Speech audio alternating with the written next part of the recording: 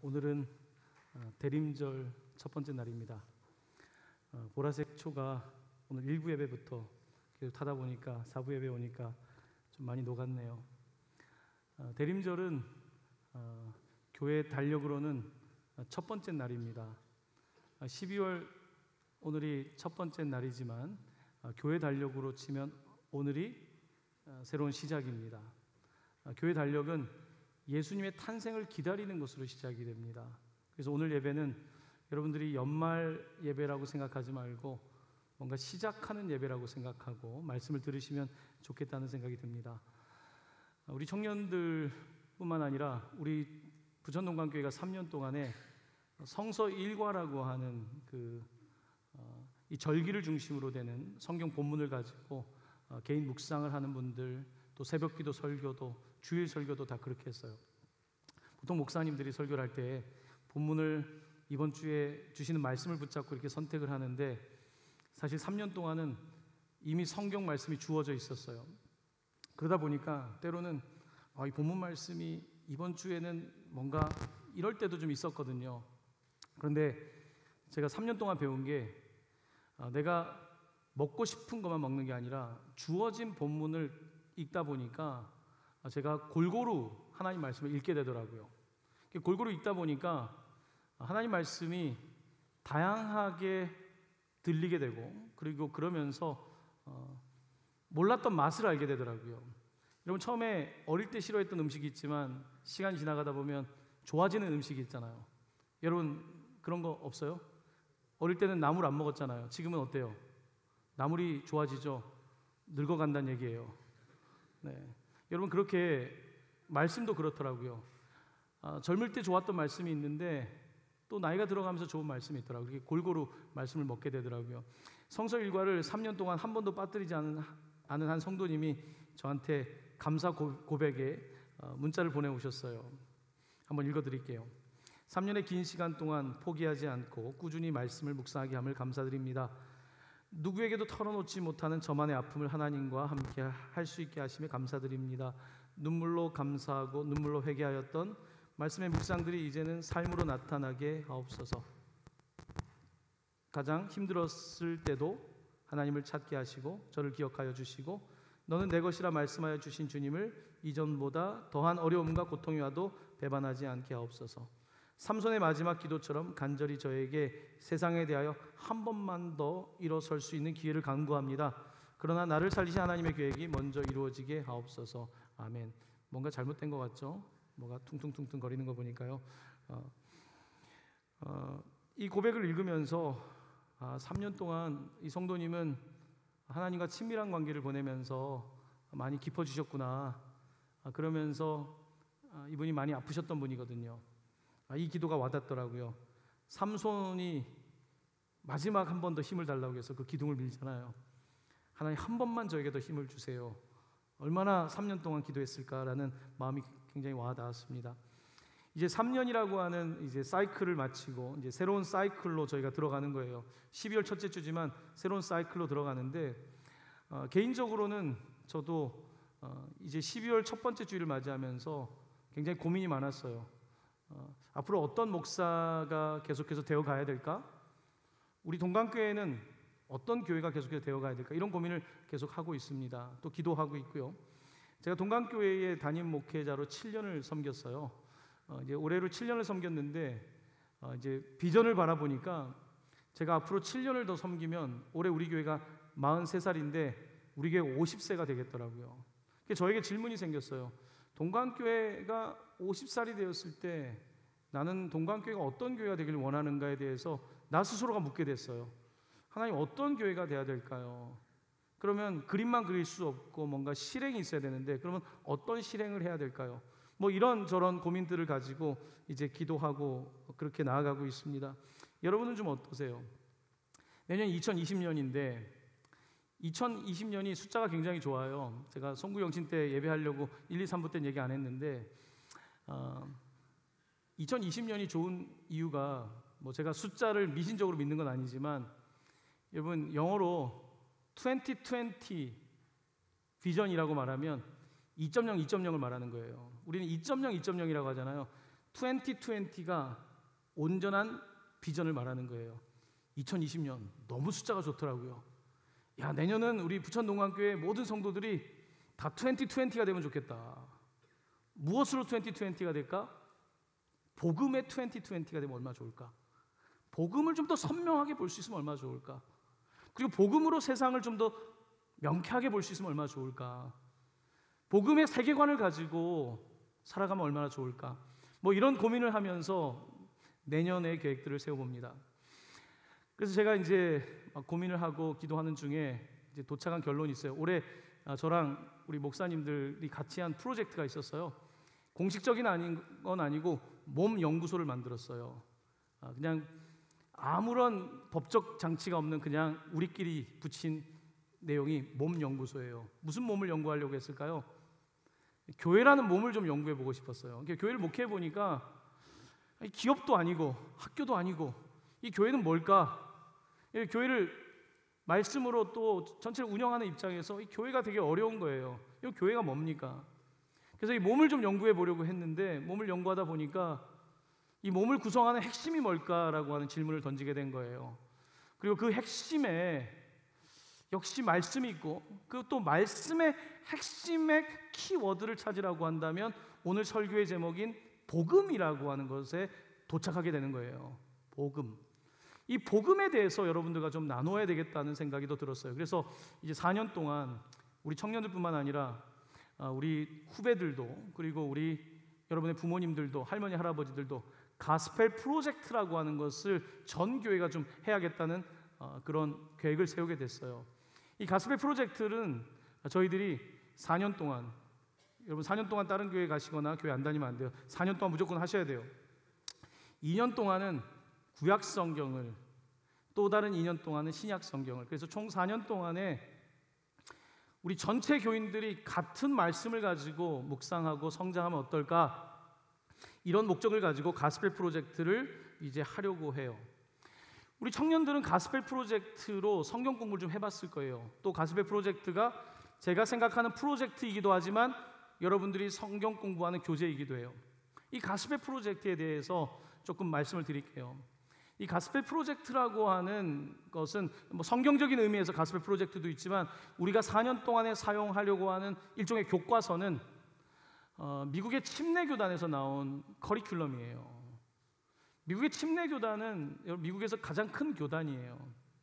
우리 장로교단이 한국에서 제일 크잖아요. 그래서 다 거의 장로교 많이 다니잖아요. 근데 미국의 가장 큰 교단은 침례교단이에요.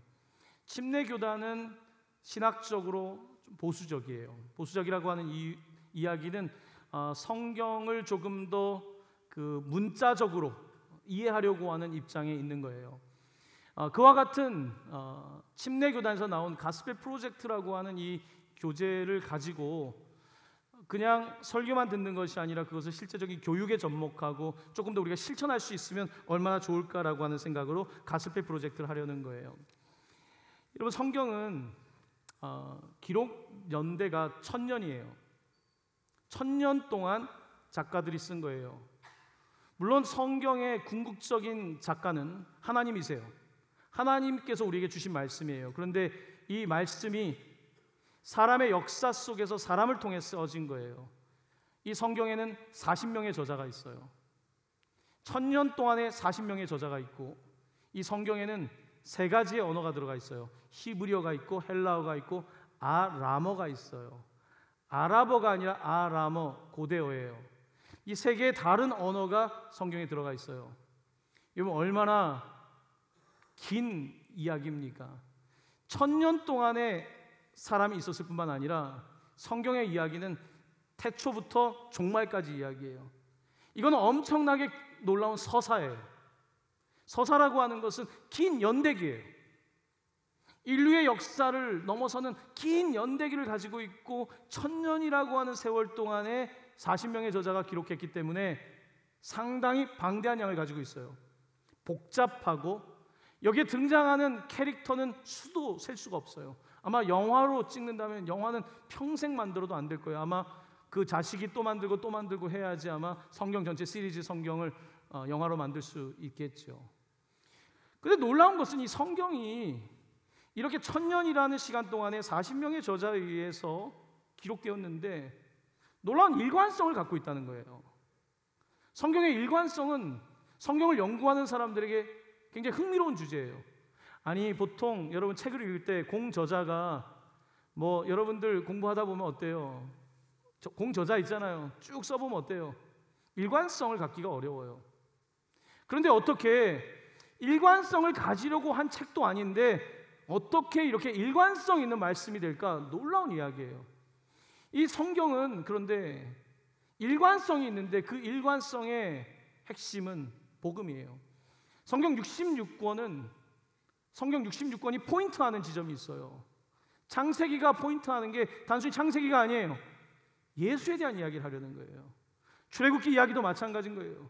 성경의 선지자들도 모두 포인트하는 것이 예수 그리스도고 바로 그 예수 그리스도의 복음이라는 거예요. 이 복음에 대해서 저희들이 이제 복음을 듣긴 했는데 조금 더 구체적이고 좀 더 선명하고 입체적이고 좀 더 컬러풀하게 성경을 이해할 필요가 있는 거예요.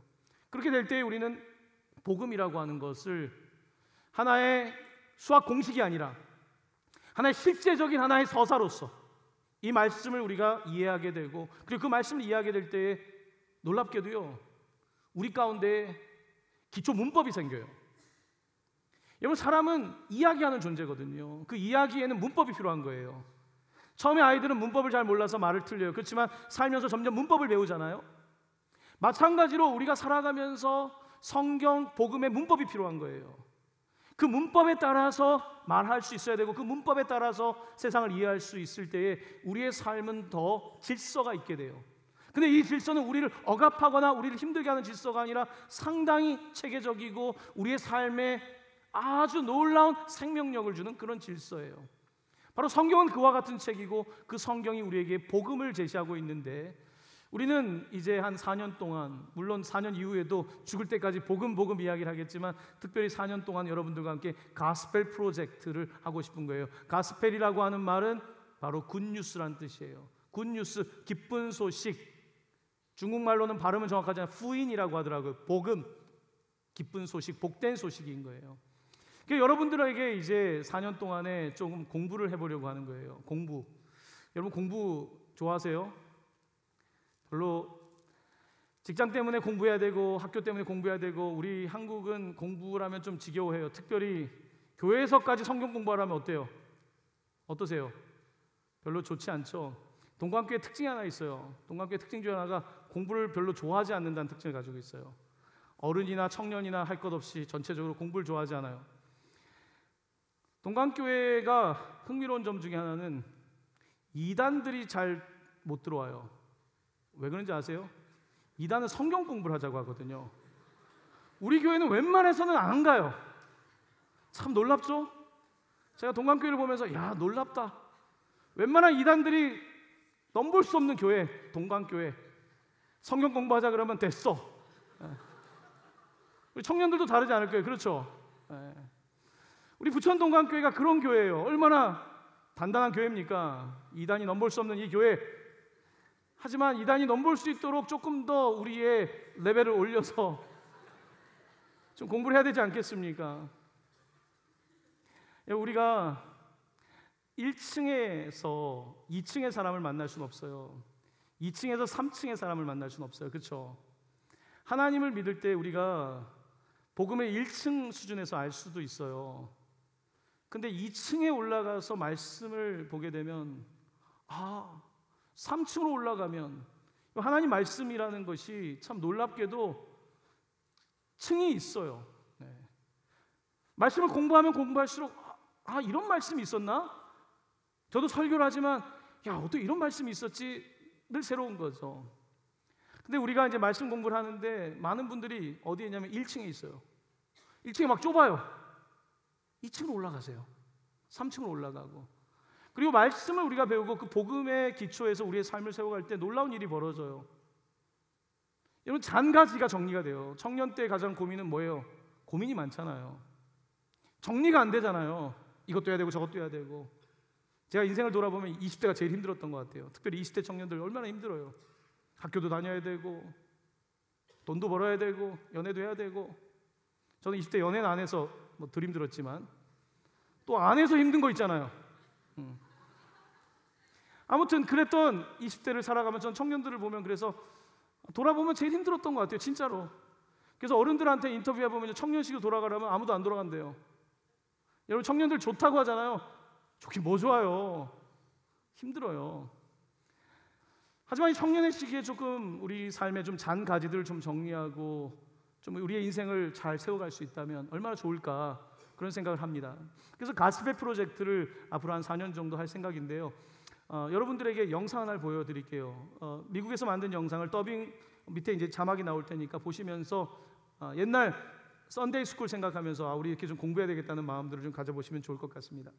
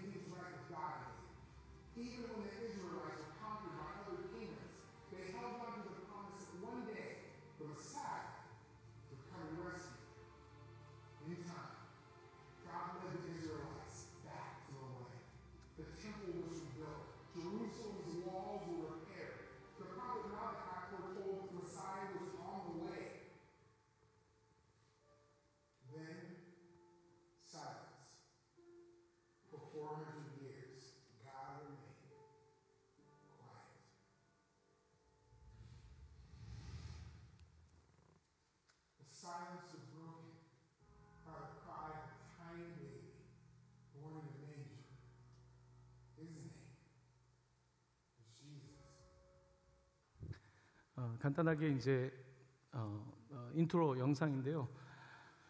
이제 저희들이 이제 한 4년 정도 이 내용들을 가지고 말씀을 듣고 여러분들 주일 예배 때, 그리고 또 이것을 가지고 성경 공부도 하고 좀 더 이것 때문에 좀 싸우면서, 그러면서 좀 우리들이 성경에 대한 이해들을 좀 높여가고 싶은 거죠. 지금 이야기한 것처럼 성경은 그냥 아무 책이나 갖다 놓은 컬렉션이 아니라는 거잖아요. 이게 아니라 원북이에요. 하나의 책이에요. 이 놀라운 거죠. 이 하나의 책이 하나님의 프로젝트라는 거예요. 가스펠 프로젝트일 뿐만 아니라 하나님의 프로젝트가 뭐냐? 하나님은 도대체 왜 세상을 만드셨고, 하나님은 이 세상을 어떻게 바라보고 계시고, 하나님 세상을 어떻게 이끌고 계신가? 이 하나님의 프로젝트예요. 하나님의 계획들이 어떻게 성취되고 있는가? 이 내용들이 바로 프로젝트인 거죠. 가스펠 프로젝트이기도 하고 하나님의 프로젝트, 가스 프로젝트이기도 한 이 프로젝트를 우리가 좀 같이 보자는 거죠. 그래서 성경의 이야기들이 수렴되고 있는 바로 그 예수 그리스도의 복음을 조금 더 선명하게 알기 위해서는 이 다양한 책들이 제시하고 있는 내용들도 우리가 함께 살펴봐야 되겠죠. 자, 그래서 저희는 이번 앞으로 4년 동안에 부천동강교회가 아까 제가 몸연구소 이야기를 했는데요. 이 몸이 좋아지려면 제가 운동을 잘 안 하는 편이지만 몸 좋은 주체들은 어때요? 헬스클럽 꾸준히 가시잖아요. 근육이 생겨야 되잖아요. 예. 제가 어디서 요즘 배를 좀 빼야 된다는 생각만 가지고 봤더니 이게 배가 나오는 이유가 근육이 없어서 그렇다더라고요. 예. 점점 더 나오는 것 같아요. 근육이 점점 근육 운동을 안 하니까. 그러니까 교회도 결국은 이 근육을 만들어야 되는데 여러분 교회에서 근육을 만든다는 게 뭡니까? 결국은 말씀인 거예요. 결국은 말씀을 더 이해해야 되고 말씀을 더 사랑해야 되고 그리고 말씀대로 좀 살아보려고 안 되니까 기도해야 되는 것이고 기도하면서 또 안 되니까 붙잡고 어떻게든지 그렇게 우리가 더 머슬을 만들어가는 거 아니겠습니까? 자, 우리는 그렇게 조금 더 복음에 대한 관심을 가지고 나아가면 좋겠다는 생각이 들어요. 제가 우리 교회 이제 70대 이상 어르신들 여러분들 할머니 할아버지가 혹시 계시면 오시는 아브라함 사라회라고 있어요. 아브라함 사라회 어른들에게 제가 설교를 하면서 이번 주 어른들에게 특화된 설교를 하나 준비해가지고 말씀을 드렸어요. 은퇴란 없다예요. 은퇴란 없다. 여러분 성경에 없는 단어가 은퇴예요. 히브리어에는 은퇴란 단어가 없어요. 근데 교회에 와서 사람들이 은퇴 권사님이 돼요. 은퇴 장로님. 이거 은퇴 없는 거예요. 절대 은퇴가 없어요. 우리는 계속해서 더 젊어질 수 있는 거예요. 계속해서 복음을 붙잡고 그렇게 뭔가 하는 미션을 가지고 살아가야 되니까요. 은퇴는 없습니다. 하나님께서는 나이 드신 분들 많이 불렀죠. 모세도 불렀고 갈렙도 불렀고 아브라함도 75세 불렀고 뿐만 아니라 하나님은 젊은 사람들을 부르세요. 10대 부르는 사람들 많습니다. 예레미야도 불렀고 다니엘도 불렀고 디모데도 불렀고 마리아도 15세 정도의 아기를 낳았어요. 그게 예수예요. 여러분 젊으나 나이가 많으나 그게 중요한 게 아니에요. 세상은 나이를 계산해요. 12개월을 계산해서 한 살을 따지지만 하나님한테 그런 건 다 의미 없는 것들이거든요. 나이가 중요한 게 아니라 내가 복음을 깨닫는 게 중요한 거예요. 그때부터 나는 다시 사는 거예요. 그러므로 오늘 우리가 세상을 살아가면서 지금 교회를 다니고 있지만 다시 한번 복음에 나와야 되는 거예요. 다시 복음, 다시 말씀, 다시 내 삶을 다시 세울 수 있는 그와 같은 경험들이 필요한 거예요. 오늘 세례식이 있었어요. 청년 중에도 2사람이 세례를 받았어요. 제가 세례할 때 세례 전날 문답을 합니다. 한 15분씩 대화를 나눠요. 청년들 이야기를 들었어요. 여러분 세례가 뭡니까? 다시 태어나는 거예요. 한 살인 거예요. 그 전까지는 내가 내 마음대로 살았어요. 몰라서 그랬어요. 예수님도 몰랐어요. 그냥 세상에 잘 모르니까 그냥 그렇게 살았어요. 하지만 예수를 믿고 나서 내 삶은 달라진 거예요. 이제 한 살로 살아가는 거죠. 바로 이게 세례인 거예요. 그 세례를 받고 이제 복음으로 살아가는 거죠.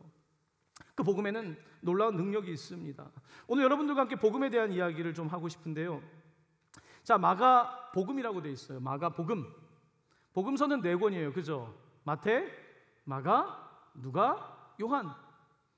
여기 복음서, 사복음서라고 하잖아요.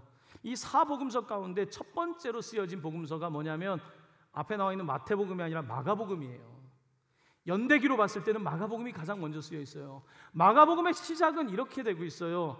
하나님의 아들 예수 그리스도의 뭐의 시작이다? 복음의 시작이라. 여러분 마가복음 1장 1절은 너무나 명확해요. 복음이란 무엇인가? 예수다. 예수란 누군가? 하나님의 아들이고 그가 그리스도다. 예수는 하나님의 아들이고 그리스도다. 베드로가 고백했던 주는 그리스도시요 살아계신 하나님의 아들이십니다 라고 하는 그 고백이 바로 마가복음 1장 1절에 써 있는 거예요. 복음이란 무엇인가? 바로 예수가 누구인지를 아는데 예수는 하나님의 아들이시고 그가 바로 우리를 구원하실 메시아 그리스도라고 하는 이 사실을 깨닫게 하는 것, 바로 그게 복음이에요. 그래서 마가복음 읽다 보면 처음에 예수가 누군지 몰랐는데 읽다 보니까 이게 무슨 얘기지? 예수가 메시아구나, 그리스도구나. 예수가 하나님의 아들이구나. 마태복음을 읽으면서 또 예수가 누구지? 이분이 그리스도구나. 이사야가 말했던, 예레미야가 말했던, 스가랴가 말했던 그 메시아가 바로 예수구나. 바로 이 복음서를 통해서 깨닫게 되는 거예요. 이게 사복음서예요. 오늘 마가는 우리에게 복음을 정말로 외치고 싶은 거예요. 복음! 가스펠, 굿뉴스. 굿뉴스. 뭐가 굿뉴스입니까? 여러분 요즘 굿뉴스 뭐예요? 제가 안 듣는 것 같아도 다 듣고 있어요. 누가 뭐 새로 사귄다더라 이런 이야기도 듣고 싶지 않아도 들리더라고요. 교회에 있다 보니까 굿뉴스도 듣게 돼요. 어떤 친구들은 이번에 수능을 다시 본 친구들도 있을지 모르겠어요. 잘 본 사람도 있을 거고 없는 사람도 있을 거고, 직장에서 남들보다 더 프로모션이 되고 또 페이도 올라가고 이런 것도 다 굿뉴스에 해당하겠죠. 여러분 어떤 굿뉴스를 여러분 가지고 삽니까? 근데 굿뉴스, 세상에서 듣는 굿뉴스는요, 대부분 우리가 듣는 뉴스가 배드 뉴스지만 굿뉴스는 그때만이에요. 금방 사라져요. 이 수능이 지났는데 저도 대학 시험을 보고, 전 학력고사 세대예요. 합격을 했어요. 그 보니까 번호를 누르니까 이제 합격했는지 들어봐요. 합격했다는 소식에 저는 정말 큰 소리를 질렀어요. 합격이다. 왜냐하면 고등학교 때까지 그 공부했는데 떨어지면 얼마나 배드 뉴스예요. 굿뉴스. 정말 굿뉴스였어요. 조금 있다가 등록금 통지서가 왔어요. 근데 제가 조금 잘한 학교 차석이었어요. 그 당시에 8,000원 학비를 냈어요. 우와, 여기까지였어요. 이제 학교를 다니기 시작했는데요, 제가 신촌역에서 학교를 내려야 됐어요. 나는 오른쪽으로 가야 되는데 왼쪽으로 가는 애들이 있더라고요. Y대학으로 가는 애들이 있더라고요. 그때부터 저의 굿뉴스는 깨졌어요. 재수를 해야 되나? 반수를 해야 되나? 신촌역에서 고등학교 동창을 만났어요. 왜 이쪽으로 건너오라는 거예요? 걔는 글로 가면서 빠이빠이. 굿뉴스는 몇 개월 못 가더라고요. 여러분 인생은 계속 그래요. 굿뉴스가 지금은 굿뉴스지만 그게 굿뉴스가 아니에요. 여러분은 선배들의 인생만큼 다 살지 않았잖아요. 어떤 사람에게는 돈이 굿뉴스인 줄 알았는데요, 여러분 돈 때문에 가정 깨져보세요. 돈이 왼수예요.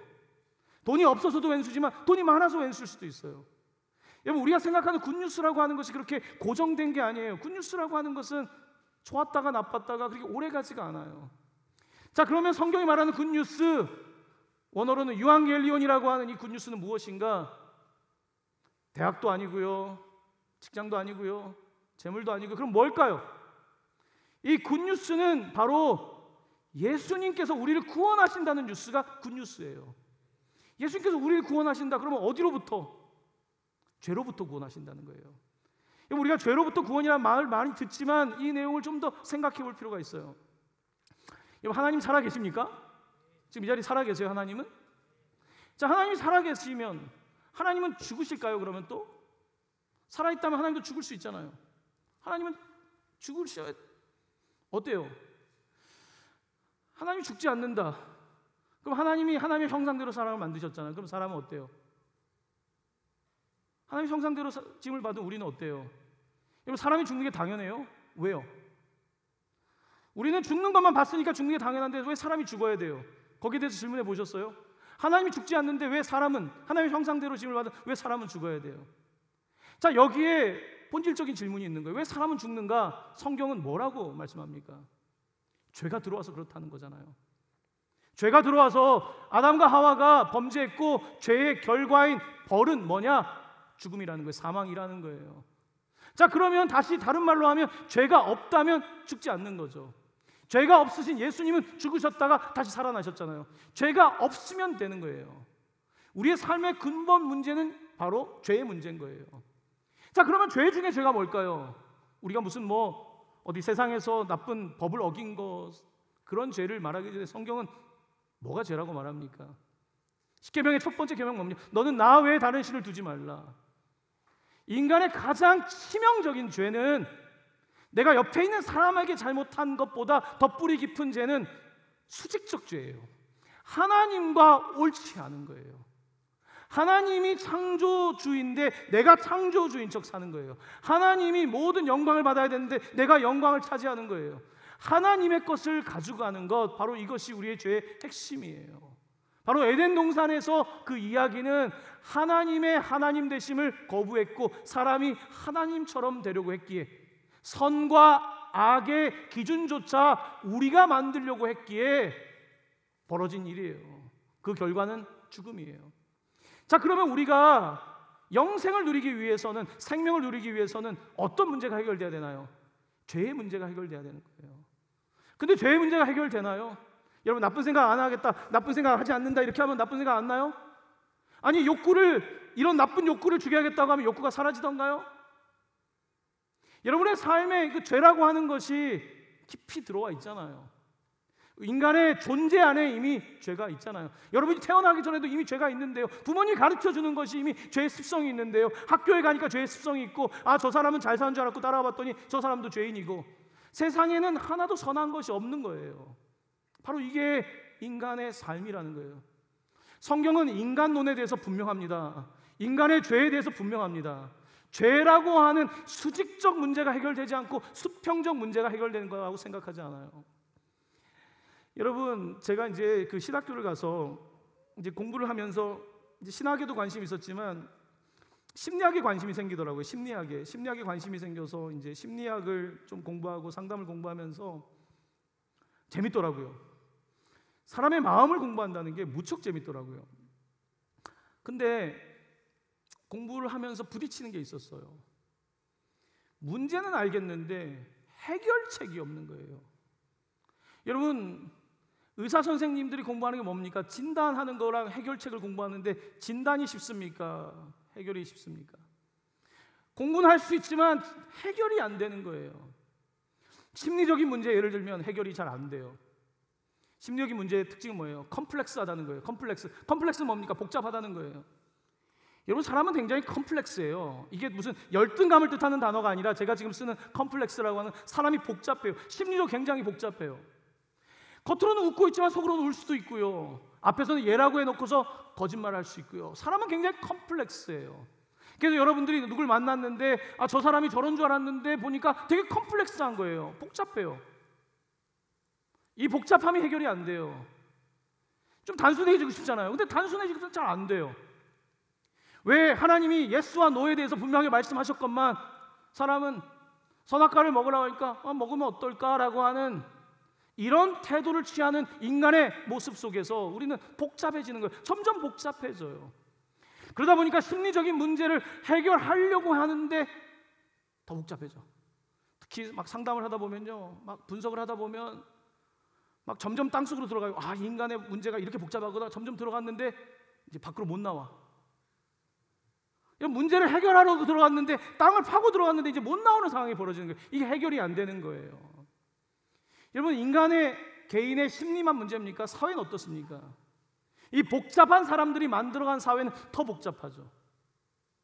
여러분, 둘만 모여도 복잡하고 셋 모이면 더 복잡해지는 건데 이 복잡한 문제의 뿌리가 뭡니까? 자, 우리나라에 법이 없어서 법대로 집행이 안 되는 겁니까? 우리나라에 시스템이 없습니까? 우리가 경험하고 있는 문제의 핵심은 뭐예요? 죄예요, 죄. 하나님 앞에 바로 서 있지 않은 거예요. 사람 앞에서는 그런 척하지만 하나님 앞에 바로 서 있지 않은 우리의 죄가 우리의 세상을 복잡하게 만드는 거예요. 해결한다고 했지만 문제를 더 복잡하게 만드는 게 사람이에요. 정말 사람이 그렇잖아요. 이게 죄가 단순히 심리와 사회적 문제로만 끝나나요? 물리적 세계도 나타나잖아요. 성경은 죄를 짓고 흙에서 엉겅퀴가 난다잖아요. 가시덤불이 나오잖아요. 뭡니까? 물리적 세계조차도 죄 가운데 영향을 받은 거예요. 우리가 경험하는 자연재해, 이와 같은 복잡한 일들은 모두 죄의 결과라고 성경은 세계관을 보여주고 있는 거예요. 이렇게 점점 복잡해요. 세상은 점점 복잡하죠. 인간도 점점 복잡하죠. 그러니까 점점 공부를 해야 되고, 저 때보다 여러분은 더 공부해야 되고, 여러분의 후배들은 또 공부를 하겠죠. 컴플렉스하니까. 인공지능이 더 뛰어나니까 더 컴플렉스해지겠죠. 하지만 평강이 없어요. 여러분, 진리는 복잡하지 않습니다. 진리는 바보들이 따라가서 복잡하지 않은 것이 아니라 진리는 예스와 노가 분명한 거예요. 그게 진리예요. 하지만 세상은 그렇게 말하지 않아요. 그렇게 말하면 좀 지식이 없어 보이고, 그렇게 말하면 바보같이 보이고, 그렇지 않습니다. 바울이 얼마나 천재인지 아십니까? 바울의 글들을 보면요, 그는 천재예요. 언어적 천재예요. 종교적 천재고 인문학의 천재고, 근데 역사가로서 천재란 말입니다. 그 천재가 왜 내가 모든 것들을 배설물로 여기고 오직 십자가 복음 이야기할까요? 그렇게 많이 공부해보고 그렇게 많이 노력해봤는데 삶의 핵심이 내게 해결점이 있는 게 아니라 예수에게 해결점이 있다는 것을 발견한 거예요. 내게 해결점이 있는 게 아니구나.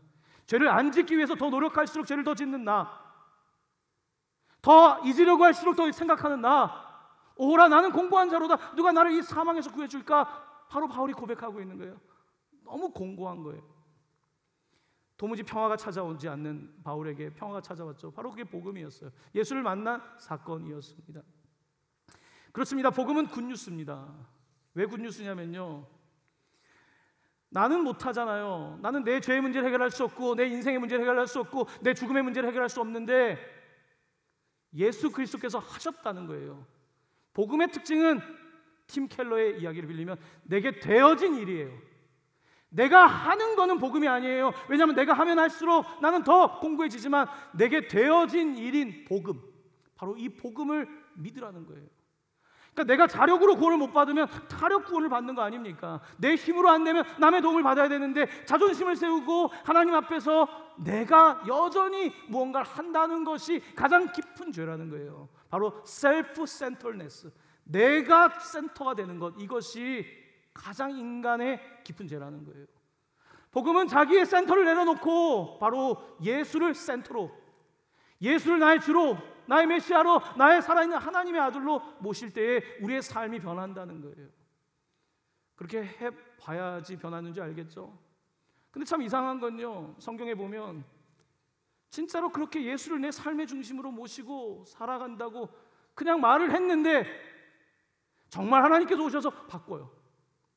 정말, 아니 그게 뭐라고, 말하는 게 어려운 건 아니잖아요. 예수님이 내 주님이라 말하는 게 어려운 게 아닌데 정말로 내가 그렇게 주님 앞에 고백했을 때 내 삶에 변화가 나타나는 거죠. 이게 복음이에요. 성경에 등장하고 있는 이 등장인물들은 바로 그런 이야기들을 겪었던 거예요. 이번 주에 이제 세례 문답도 하고 하면서 이제 성도들을 만날 기회가 있죠. 청년들은 요즘은 잘 많이 못 만나는데 여러분도 고민 있으면 찾아오시면 돼요. 이번 주에 어떤 성도를 만났는데요, 동감교 나온 지가 1년이 채 안 됐어요. 저는 잘 몰랐어요. 이제 이런저런 이야기를 하시는데, 목사님 저는 공황장애가 있는 사람이에요. 그래서 사람 많은 데 가면 막 심장이 뛰고 어지럽고, 여러분 혹시 겪어보신 분 계세요? 사람 있는 데 가는 거 너무 힘든 분들 계시잖아요. 요즘 청년들 많잖아요. 자기가 그렇다는 거예요. 그래서 자기를 누가 예배당으로 데리고 온 거예요. 혼자는 갈 수 없으니까 같이 앉아주고 또 다른 사람이 앉아주고, 그렇게 예배를 드리기 시작했다는 거예요. 그 성도님이 이제 저에게 고백하더라고요. 목사님 저 이제 혼자 앉아서 예배 드려요. 이거는 기적이에요. 그 불안했던 사람이 오늘 혼자 예배 드린 건 기적이에요. 계속해서 이야기가 이어지더라고요. 목사님 저는 우울증이 굉장히 심했던 사람이에요. 저는 집 밖에 잘 나오지 않았던 사람이에요. 교회 와서 예배하면서 혼자서 예배 드리고 이제 누가 안아줘도 혼자 할 수 있다는 거예요. 한 단계 더 들어가더라고요. 저는 그것뿐만이 아닙니다. 저는 술을 안 마시면 잠을 잘 수 없었기 때문에 알코올 의존증으로 지난 10년 이상을 고통 겪었던 사람이라는 거예요. 여러분 정신과에서 가장 치료하기 어려운 게 알코올이에요. 왜 어렵냐면 술을 끊겠다고 하면 할수록 술을 더 마시고 싶기 때문에. 이게 알코올 질환의 특징이거든요. 오늘 술 끊어야지 하면은 더 땡기는 거예요. 여러분도 겪어보셨죠?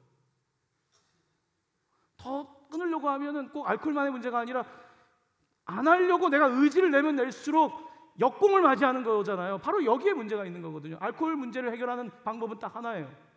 알코올에 대한 욕구가 사라지는 거예요. 욕구가 사라지면 돼요. 근데 어떻게 알코올 욕구가 사라져요? 내가 지금 힘든데 잠도 못 자겠는데 내 상처를 생각하면 술을 먹고 잊어야 되는데 어떻게 욕구가 사라지겠어요? 욕구가 사라지는 것이 기적이거든요. 근데 그 욕구가 사라지는 게 누가 사라지라고 해서 사라지는 것도 아니고 무척 어려운 이야기란 말입니다. 이 성도님이 목사님 욕구가 사라졌어요. 교회를 나오면서 술을 마시고 싶은 욕구가 사라졌다는 거예요. 공황이 떠나갔고 자기도 어떻게 그렇게 된지 모르겠다는 거예요. 보통 알코올 치료를 받은 사람들의 고백이 이거예요. 어떻게 됐는지 모르겠다고 얘기를 해요. 어떻게 내가 낫게 됐는지를 본인도 모르겠다고 말한단 말이에요. 물론 약을 먹기도 하고 도움을 받기도 하지만 변화가 나타난 거죠. 눈물이 글썽글썽해요. 사랑하는 형제자매 여러분, 복음이 늘 선포되잖아요, 교회는. 그런데 바로 그날 복음을 받을 때, 바로 그 시간에 복음을 받을 때, 예수 그리스도가 그 시간에 내 삶의 주인으로 들어오셔서 나를 다스리기 시작할 때, 그때가 하나님의 아들 예수 그리스도의 복음의 시작이라. 마가복음은 그냥 역사 속의 시작을 말하기도 하지만 여러분의 시작, 하나님의 아들 예수 그리스도의 복음의 시작이라. 시작이에요. 그 복음이 내 삶에 시작되기 시작할 때에 내가 그렇게 바꾸려고 했는데 안 바뀌었던 내가 바뀌기 시작하고, 그렇게 바뀌지 않았던 습성들이 달라지기 시작하고, 그렇게 하고 싶었던 것들이 되기 시작하는 거예요. 얼마 전까지는 죽는 게 꿈이었지만 이제는 살고 싶어요. 얼마 전까지는 그냥 아무렇게나 살고 싶었지만 이제는 제대로 살고 싶어요. 여러분, 이런 변화가 복음인 거예요. 그 복음이 들어갈 때 사람들에게 그런 변화가 나타난 거예요.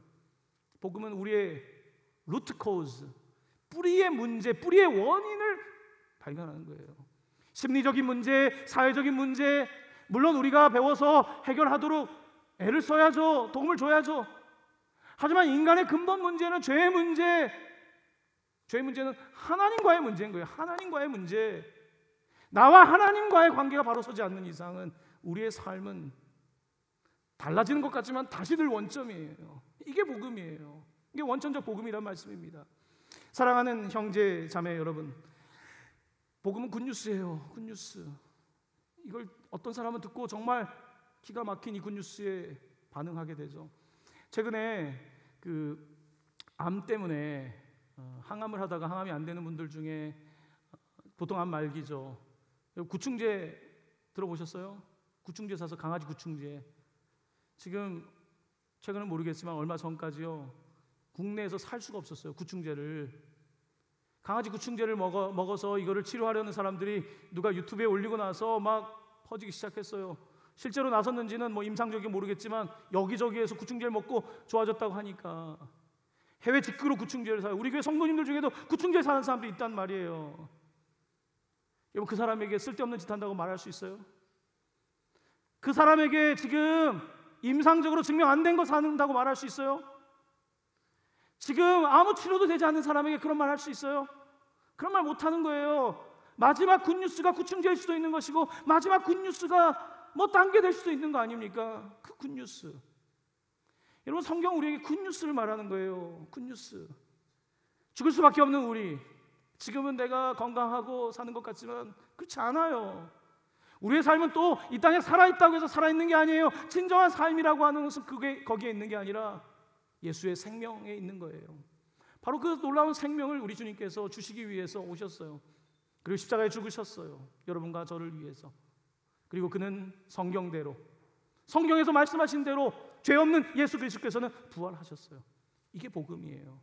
이 복음을 믿는 자마다 멸망하지 않고 영생을 얻게 되는 것입니다. 사랑하는 형제자매 여러분, 오늘 12월 첫째 날, 연말이지만 우리에겐 시작이에요. 오늘 여러분에게 중요한 시작, 복음의 시작이 되는 그런 한 날이 되기를, 그리고 그 복음의 능력이 여러분을 변화시키는 것을 간증할 수 있게 될 수 있기를 예수님의 이름으로 간절히 축원합니다. 아멘.